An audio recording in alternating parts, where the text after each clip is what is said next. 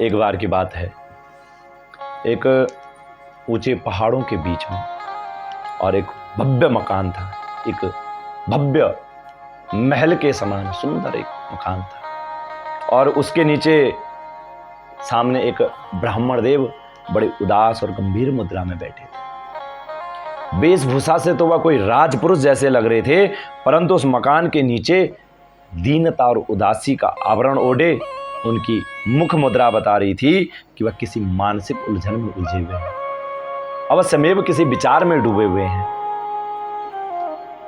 तो ऊपर अट्टालिका से नीचे की ओर झांक रही उस भवन की स्वामिनी ने उस ब्राह्मण को देखा तो उसका वेश और उसकी स्थिति दोनों ने उसमें असमंजस में डाल दिया। वेशभूषा से तो किसी राजपुरुष सा और बैठा हुआ इस तरह कि जैसे कोई भिक्षुक हो, कोई दीनहीन हो, कोई दरिद्र हो। और उस भवन की स्वामिनी का नाम था कमालिनी। आयु कोई 34-35 साल की रही होगी, परंतु उसकी देह यष्टि इतनी गठीली, शरीर इतना कोमल और रूप इतना सुंदर था कि वह कोई वयस्क नहीं अपितु नव यौवना प्रतीत होती थी। उसका व्यवसाय भी ऐसा था जो समस्त समाज में निंदनीय है, गर्हित और पतित समझा जाता है। ऐसा उसका क्या है, कार्य है। वह किसी कुलीन परिवार की कुलवधु नहीं, बल्कि समाज की मलिनता से पैदा हुई और उस पंख में पल रही नगर वधू थी। फिर भी कमलिनी ने बड़े सहज मानवीय भाव से प्रेरित होकर उस अज्ञात राजपुरुष से लगने वाले ब्राह्मण के पास अपनी एक दासी को भेजा। तो दासी के साथ कुछ देर में वह ब्राह्मण आगे कमलिनी ने यथोचित सम्मान के साथ उन्हें आसन प्रस्तुत किया और अपने सेवकों को उसी अनुरूप स्वागत प्रबंध का निर्देश देकर और ब्राह्मण के सामने जा बैठी और बोली, हे महाराज, हे श्रीमन, मैं आपका परिचय जानने का सौभाग्य प्राप्त कर सकती हूं? आपका परिचय क्या है? तो महाराज बोले कि मैं याजक चंद्रशेखर हूं, मुझे याजक चंद्रशेखर कहते हैं। और कहते हैं कि महाराज उतना ही परिचय पर्याप्त था कमलिनी के लिए, क्योंकि उस समय उन दिनों पंडित चंद्रशेखर की ख्याति न केवल उस शहर में अपितु संपूर्ण नगर में थी, संपूर्ण राज्य में थी और पूरे राज्य में उन्हें अच्छी प्रतिष्ठा प्राप्त थी। इसलिए कमलिनी ने केवल उनके नाम मात्र से ही उनका पर्याप्त परिचय समझ लिया और फिर पूछा, तो महाराज आप कुछ उदास और चिंतित से दिखाई देते हैं, मैं क्षमा चाहती हूं, क्या मैं इसका कारण जान सकती हूं? तो पंडित चंद्रशेखर जी ने कहा कि गत दिनों में एक शास्त्रार्थ हुआ और उस शास्त्रार्थ में मुझे स्वयं को नीचा देखना पड़ा। का ऐसी पराजय आज तक मेरी कभी नहीं हुई और मैं सोचता हूं जब तक उन प्रश्नों का उत्तर मुझे प्राप्त नहीं हो जाता जिसके कारण मुझे पराजित होना पड़ा है, मैं तब तक अपने घर में प्रवेश नहीं करूंगा, अपने घर को नहीं जाऊंगा। कमालिनी बोली, महाराज क्या मैं आपकी उस समस्या का निवारण करने में कोई सहयोग दे सकती हूं? महाराज बोले, प्रश्न ही कुछ ऐसा जटिल है कि मैं आपसे क्या कहूं। अब आप ही बताइए कि पाप की जड़ कहां है? कमालिनी बोली कि हाँ, प्रश्न तो आपका जटिल है ही। मनुष्य जानते समझते भी पाप पंख में क्यों पड़ता है, पाप कार्य में क्यों पड़ता है, जबकि सभी कोई जानते हैं कि मर्यादाओं को तोड़ने का दंड प्रत्येक व्यक्ति को भोगना पड़ता है। जब कमालिनी ने ये बात कही तो चंद्रशेखर जी मौन हो गए और फिर उन्होंने कमालिनी का परिचय पूछा और जाना। इसके पश्चात कमालिनी ने कहा कि आप इस समय घर से बाहर ही रहते हैं, तो भोजन आदि की व्यवस्था कैसे करते हैं? तो महाराज बोले, मैं ब्राह्मण हूं, इसलिए अपने हाथ से ही भोजन बनाता हूं और खाता हूं। कमालिनी बोली, महाराज अगर आप मेरी धृष्टता को क्षमा करें तो आपसे एक निवेदन करना चाहती हूं।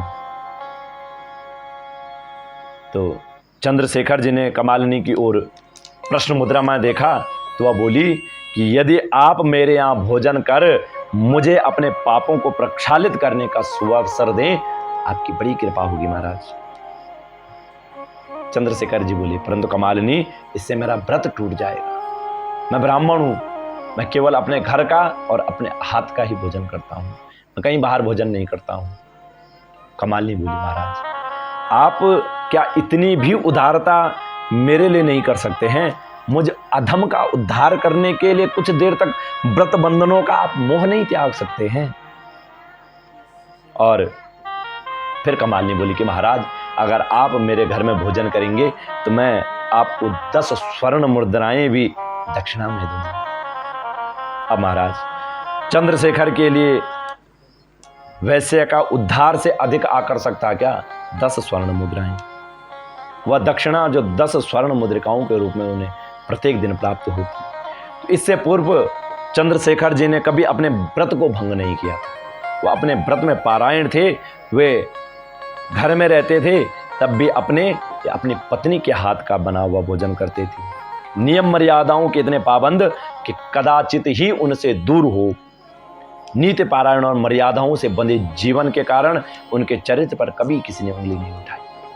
विद्वत समाज में भी वो आदर की दृष्टि से देखे जाते थे, लेकिन एक विद्वत सभा में किए गए इस प्रश्न ने पंडित चंद्रशेखर को इस भांति आंदोलित कर दिया कि उनके मन की शांति और मस्तिष्क का संतुलन सब कुछ विचलित हो गया। उसी प्रश्न का उत्तर खोजने के लिए निरुद्देश्य भटकने को ही उन्होंने अपना सूद बना लिया था और संकल्प किया कि जब तक इस प्रश्न का उत्तर प्राप्त नहीं कर लेंगे तब तक अपने घर में प्रवेश नहीं करेंगे। स्वाभाविक था कि यत्र तत्र घूमने में और इस प्रकार से जीवन व्यतीत करने के कारण साधनों का अभाव हो जाता है। पंडित याजक चंद्रशेखर ने कमालिनी का प्रस्ताव स्वीकार किया। 10 स्वर्ण मुद्राएं प्रतिदिन, अर्थात एक महीने में ही 300 स्वर्ण मुद्राएं। वह राज्यसभा का, विद्वत सभा का सदस्य होते हुए भी उन्हें इतना धन कभी प्राप्त नहीं हुआ। बढ़िया और सुस्वादु भोजन भी ऊपर से मिलेगा। तो प्रज्ञावर चंद्रशेखर जी प्रतिदिन कमालिनी के आवास पर जाना प्रारंभ किया। नित्य प्रति प्रातःकाल और संध्या के भोजन के निमित्त वह वहां पहुंचने लगे और कमालिनी स्वयं अपने हाथ से उन्हें भोजन परोसती, भोजन कराती और जब तक ब्राह्मण देव भोजन करते तब तक उन्हें पंखा झुलाती, उनके निमित्त पंखा करती और भोजन करते करते पंडित जी की दृष्टि कई बार कमालिनी से मिलती और उसकी रूप माधुरी में उलझकर खो जाते। एक दिन कमालिनी ने पूछा कि महाराज पूज्यवर, आप इन दिनों तो घर को जाते नहीं। चंद्रशेखर जी बोले, हाँ मैं घर को नहीं जाता हूं। तो महाराज फिर आप निवास कहां करते हैं, रहते कहां हैं? पंडित जी बोले, कहीं भी। तो कमालिनी बोली, महाराज कहीं भी अर्थात? तो बोले, खुले आकाश के नीचे विस्तृत धरती है, जहां भी उपयुक्त स्थान देखता हूं सो जाता हूं। तो कमालिनी बोली, महाराज यदि आपको कोई आपत्ति ना हो तो आप इस भवन में विश्राम कर सकते हैं, आप यहां रुक लीजिए। अब पंडित जी को ऐसा लगा कि आज उनके मन की बात कमालिनी ने उनसे कह दी है।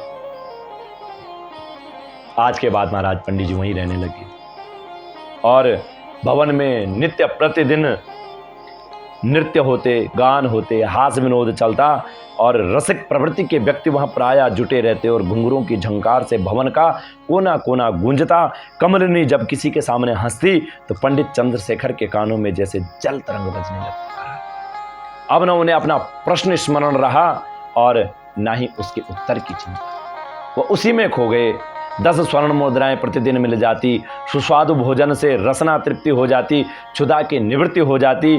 भवन के वातावरण ने पंडित चंद्रशेखर पर अपना रंग दिखाना आरंभ कर दिया। जैसी संगति वैसी रंगति महाराज। आज उसी संगति में पंडित जी भी रम गए। उनके मन में रह रहकर आकांक्षा उठती कि वे कमलिनी से प्रणय निवेदन करें। रह रहकर वे अपनी तुलना उन व्यक्तियों से करते जो कमलिनी के पास आते और उनसे अपने आप को किसी भी रूप में कम नहीं पाते। परंतु न जाने कौन सा संकोच था जो उनके वह बात होठों तक ही रह जाती, बाहर नहीं निकलती। कुछ दिन तक ऐसा ही चला।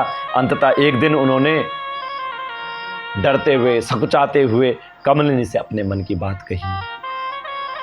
जैसे ही उन्होंने कमलिनी से अपने मन की बात कही तो यह सुनकर के कमलिनी आज बड़ी खिलखिला कर हंसी और चंद्रशेखर जी कुछ नहीं समझ पाए।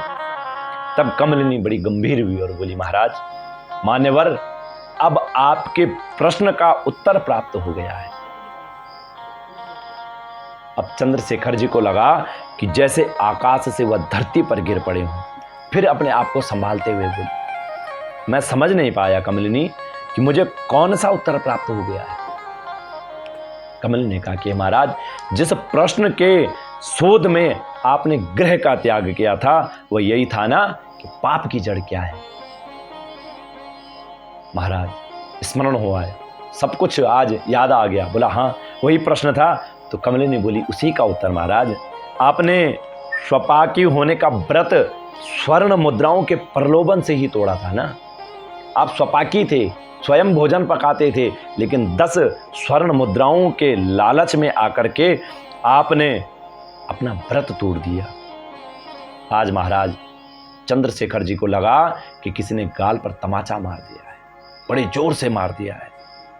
फिर भी याजक अपने को इतना दुर्बल अनुभव कर रहे थे कि उनसे स्वीकार करते तक नहीं बना। कमल ने कहा कि महाराज हे मान्यवर, मेरी मान्यता है कि लोभ ही पाप की जड़ है। यदि आप स्वर्ण मुद्राओं के आकर्षण में फंसकर अपनी शोधचर्या से विमुख न होते तो इस अस्थि चर्म की देह को, जो सैकड़ों व्यक्तियों के द्वारा शहद की तरह चाटी जाती है, पीक की तरह थूकी जाती है, पाने के लिए आतुर होने की स्थिति में नहीं आते। महाराज आज चंद्रशेखर जी को अपने उस प्रश्न का समाधान मिल गया और वह रूपा जीवा अपने अतीत की उन स्मृतियों में तैरने उतरने लगी जिससे उन्होंने यह सूत्र थमाया था। इसीलिए अपने जीवन में कभी लोभ नहीं करना चाहिए, क्योंकि लोभ ही पाप की मुख्य जड़ है। लोभ से ही पाप की प्राप्ति होती है। लोभ ही इस संसार में हमें समस्त दुर्गतियों को दिलाने वाला है। लोभ ही इस संसार में हमें अपनी ही नज़रों में, अपने ही आंखों में पतित कर देता है, नीचे गिरा देता है। इसलिए अपने जीवन से लोभ को अवश्य दूर करना चाहिए।